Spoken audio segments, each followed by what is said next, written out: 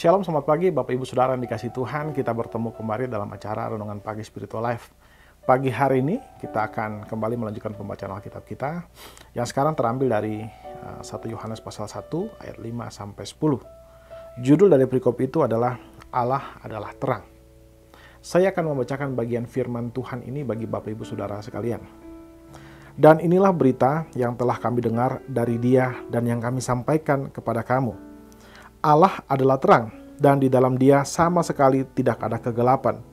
Jika kita katakan bahwa kita beroleh persekutuan dengan Dia, namun kita hidup dalam kegelapan, kita berdusta dan kita tidak melakukan kebenaran. Tetapi jika kita hidup di dalam terang, sama seperti Dia ada di dalam terang, maka kita beroleh persekutuan seorang dengan yang lain, dan dari Yesus anaknya itu menyucikan kita daripada segala dosa. Jika kita berkata bahwa kita tidak berdosa, maka kita menipu diri kita sendiri, dan kebenaran tidak ada dalam diri kita. Jika kita mengaku dosa kita, maka Ia adalah setia dan adil, sehingga Ia akan mengampuni segala dosa kita dan menyucikan kita dari segala kejahatan. Jika kita berkata bahwa kita tidak ada berbuat dosa, maka kita membuat Dia menjadi pendusta dan firman-Nya tidak ada di dalam kita.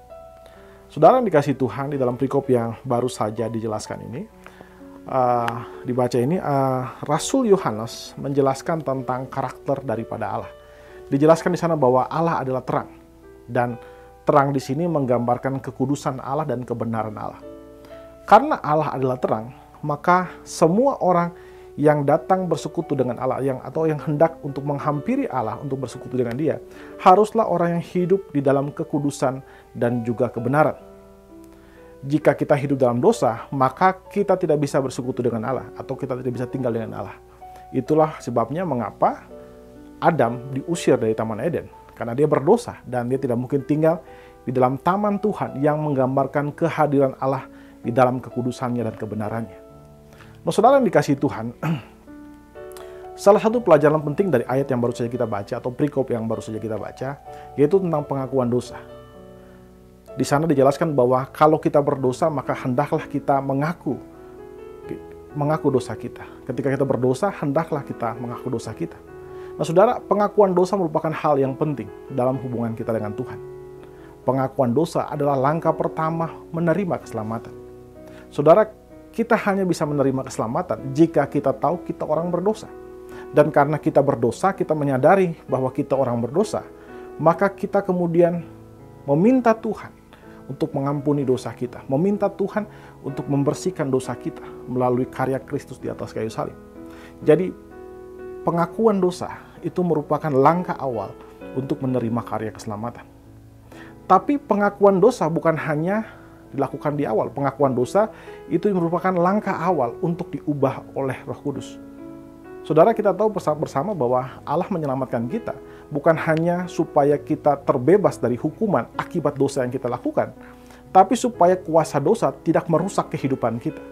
Karena itu Roh Kudus, ketika kita menjadi percaya, Roh Kudus masuk dalam hati kita, Dia menguliti dosa-dosa yang masih ada dalam hati kita.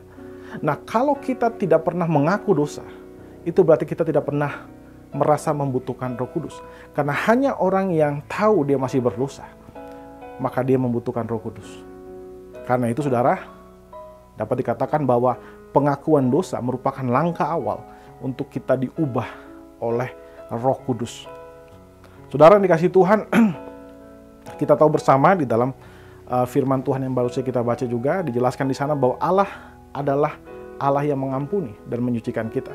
Ketika kita meminta pengampunan dosa, kita mengakui dosa kita di hadapan Tuhan, maka Dia akan mengampuni dosa kita dan Dia akan menyucikan kita. Tapi saudara, kenapa Allah membutuhkan pengakuan dosa? Supaya Dia bisa mengubah hidup kita. Karena pengakuan dosa itu mengajarkan tentang kejujuran dan kelemahan kita terhadap dosa.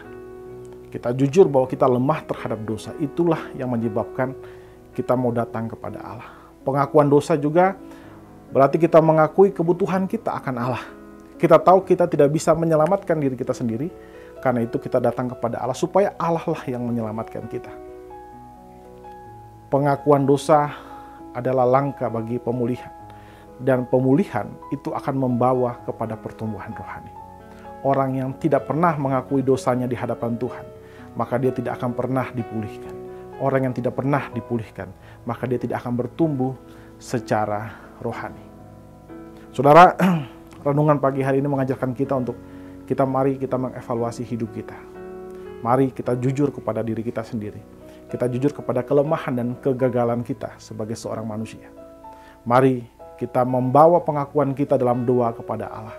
Sampaikanlah doa-doa kita kepada Allah dengan tulus dan rendah hati. Akui dosa-dosa kita di hadapan Allah dengan penuh hormat kepada Allah. Dan bangun kembali hubungan kita dengan Allah yang Maha Kudus. Karena dalam hubungan itulah kehidupan yang sejati dapat kita peroleh. Kehidupan yang benar itu bisa kita nikmati hanya di dalam hubungan yang benar dengan Allah Tritunggal kita. Saudara, pengampunan dosa dan kasih Allah adalah harapan bagi kita. Harapan yang menerangi setiap sudut gelap dari pengakuan dosa kita. Karena itu saudara, mari kita hampiri Tuhan dengan harapan bahwa Tuhan pasti mengasihi kita dan Dia pasti akan mengampuni dosa kita. Amin. Saudara, mari kita mengambil waktu sejenak untuk merenungkan firman Tuhan yang baru saja kita dengarkan ini. Saudara, apakah saudara sudah mengakui dosa-dosa saudara di hadapan Tuhan secara jujur dan rendah hati? Mari kita ambil waktu sejenak untuk mendoakan hal tersebut. Berdoalah meminta anugerah Tuhan melalui Roh Kudus untuk dapat membimbing saudara agar dapat mengenali dosa-dosa saudara dan mengakuinya di hadapan Allah dengan penuh kerendahan hati dan juga ketulusan.